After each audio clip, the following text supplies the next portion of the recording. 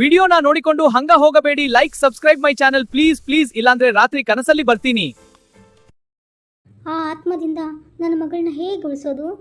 ವರ್ಷನ ಆ ಆತ್ಮದಿಂದ ಖಂಡಿತವಾಗಿ ಉಳಿಸ್ಕೊಳೋಣ. ಆ ಭಗವಂತ ಇದ್ದಾನೆ, ಅವನ ಮೇಲೆ ಭಾರ ಹಾಕಿ ಈಗ ನಾ ಹೇಳ್ದಂಗೆ ನೀವು ಮಾಡಬೇಕು. ಬನ್ನಿ ಹೋಗೋಣ ತಾರಾ.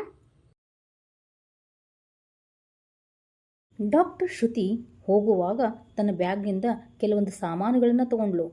ಆ ಎಲ್ಲ ಸಾಮಾನುಗಳನ್ನು ತಗೊಂಡು ವರ್ಷಾಳ ರೂಮ್ ಕಡೆ ತಾರನ್ ಜೊತೆ ಹೊರಟ್ಲು. ಡಾಕ್ಟರ್ ವರ್ಷ ತಾರಾಳ ಜೊತೆ ವರ್ಷಾಳ ರೂಮ್ಗೆ ಹೋಗುವಾಗ ವರ್ಷಾಳ ರೂಮಿನ ಬಾಗಿಲಿಗೆ ಒಂದು ಲಾಕೆಟನ್ನು ನೇತಾಕ್ತಾಳೆ. ಆಮೇಲೆ ಕೆಲವೊಂದು ಮಂತ್ರಗಳನ್ನು ಪಠಿಸ್ತಾಳೆ. ಆಮೇಲೆ ಬಾಗಿಲನ್ನು ತೆಗಿತಾಳೆ.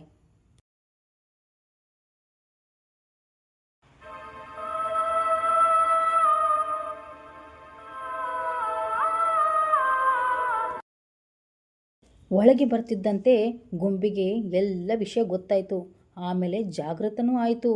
ಇದರಿಂದ ವರ್ಷಾಗೆ ತೊಂದರೆನೂ ಕೊಡಕ್ಕೆ ಶುರು ಮಾಡ್ತು.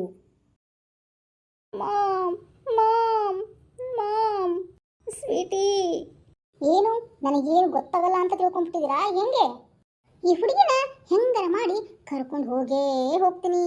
ಯಾಕಂದರೆ ಈ ಕೆಲಸನ ನನಗೆ ವಹಿಸಿದ್ದಾರೆ. ಹಾಂ ಹಾಂ ಯಾರು ಯಾರು?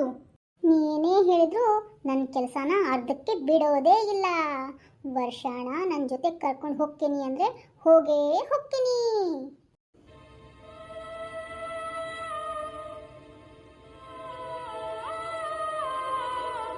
ಗೊಂಬೆಯ ಆತ್ಮದ ಬಾಯಿಯಿಂದ ಮಾತುಗಳನ್ನು ಕೇಳಿ ವರ್ಷಾಳ ಅಪ್ಪ ಅಮ್ಮನಿಗೆ ಏನು ಮಾಡೋದು ಅಂತ ದಿಕ್ಕೇ ತೋರಿಸ್ತಾ ಇಲ್ಲ. ಭಯದಲ್ಲಿ ದಿಗ್ಭ್ರಾಂತಿಯಾಗಿ ನೋಡ್ತಾನೇ ನಿಂತಿದ್ದಾರೆ. ಆವಾಗಲೇ ಡಾಕ್ಟರ್ ಶ್ರುತಿಯವರು ಪವಿತ್ರವಾದ ಜಲವನ್ನು ಗೊಂಬೆ ಮೇಲೆ ಹಾಕಿದರು. ಆತ್ಮ ವರ್ಷಾಳ ಮೈಯಿಂದ ಹೊರಬಂದು ತಾರಾಳ ಮೈಯಲ್ಲಿ ಸೇರಲು ಪ್ರಯತ್ನಿಸಿತು.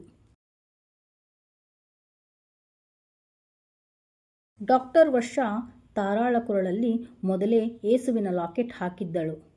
ಅದಕ್ಕಾಗಿ ತಾರಾಳ ಮೈ ಮೇಲೆ ಆತ್ಮ ಹೋಗಲು ಸಾಧ್ಯನೇ ಆಗಲಿಲ್ಲ. ಹಾಗೂ ಮತ್ತೆ ತಿರುಗಿ ನೋಡ್ತಾಳೆ. ನಿತಿನ್ ಕಾಣ್ತಾನೆ. ನಿತಿನ್ ಕಡೆ ಹೋಗಲು ಪ್ರಯತ್ನ ಪಡ್ತು ಆ ಆತ್ಮ. ಆದರೂ ಆ ಆತ್ಮ ನಿತಿನ್ ಕಡೆಯೂ ಹೋಗೋಕ್ಕಾಗಲಿಲ್ಲ. ಯಾಕೆಂದರೆ ನಿತಿನ್ ಕೊರಳಲ್ಲಿ ಜನಿವಾರ ಇತ್ತು. ಅದರ ಪ್ರಕಾಶದಿಂದ ಆತ್ಮ ಭಯಭೀತವಾಯಿತು. ಆ ಆತ್ಮ ಇನ್ನೊಬ್ಬರ ದೇಹದಲ್ಲಿ ಸೇರಲು ತುಂಬ ಪ್ರಯತ್ನ ಪಡ್ತು. ಆದರೆ ಆಗಲೇ ಇಲ್ಲ. ಕೊನೆಯದಾಗಿ ಆ ಆತ್ಮ ಬಂದು ಗೊಂಬೆಯಲ್ಲೇ ಸೇರಿತು. ಇದೇ ಒಳ್ಳೆಯ ಸಮಯ ಎಂದು ತಿಳಿದ ಡಾಕ್ಟರ್ ಶ್ರುತಿ ಆ ಗೊಂಬೆಯಲ್ಲಿರುವ ಆತ್ಮವನ್ನು ದಿಗ್ಬಂಧನ ಮಾಡಲು ಕೆಲವೊಂದು ಮಂತ್ರಗಳನ್ನು ಹೇಳುತ್ತಾ ಪವಿತ್ರವಾದ ಜಲವನ್ನು ಆ ಗೊಂಬೆಯ ಮೇಲೆ ಚಿಮುಕಿಸಿದಳು. ಏನು ನನ್ನ ದಿಗ್ಬಂಧನ ಮಾಡ್ತೀರಾ? ಅದು ಹೇಗೆ ಮಾಡ್ತೀರಾ? ಈ ವರ್ಷಾಳನ್ನ ಕರ್ಕೊಂಡು ಹೋಗ್ತೀನಿ. ಪವಿತ್ರವಾದ ಆ ದೇವರ ಜಲವನ್ನು ಗೊಂಬೆಯ ಮೇಲೆ ಚಿಮುಕಿಸಿ ಆ ಆತ್ಮವನ್ನು ಸುಟ್ಟು ಹಾಕಿದಳು ಡಾಕ್ಟರ್ ಶ್ರುತಿ. ನಾನು ನಿಮ್ಮನ್ನು ಬಿಡಲ್ಲ, ನನ್ನ ಸುಡ್ತೀರಾ. ಹೀಗೆ ಹೇಳುತ್ತಾ ಆ ಆತ್ಮ ನಷ್ಟವಾಯಿತು.